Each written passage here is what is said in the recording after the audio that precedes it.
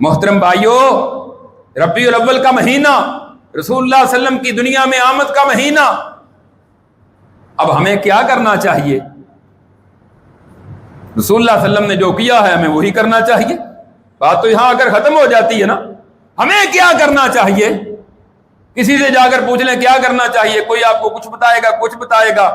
صحیح جواب اس کا یہ ہے کہ ہمیں وہی کرنا چاہیے جو رسول اللہ نے کیا ہے، جو صحابہ نے کیا ہے. اچھا، اگر رسول اللہ سے بڑھ کر یا صحابہ سے بڑھ کر اور کوئی عمل کر لیں تو پھر اس میں حرج کیا ہے؟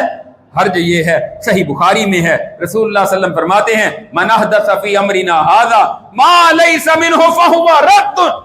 آپ فرماتے ہیں جس نے دین میں وہ کام کیا جو دین میں پہلے سے موجود نہیں تھا، نیا کام اس نے ایجاد کیا، وہ مسترد ہے، وہ رد ہے، اس کی کوئی حیثیت نہیں ہے. دوسری حدیث کے الفاظ ہیں من عمل عملا لیس علیہ امرنا فہو رد. جس نے ایسا عمل کیا جس پر میرا حکم موجود نہیں تو وہ مسترد ہے، وہ ضائع ہے، وہ بیکار ہے، وہ ردی کی ٹوکری میں جائے گا، اس کی کوئی اہمیت نہیں ہوگی.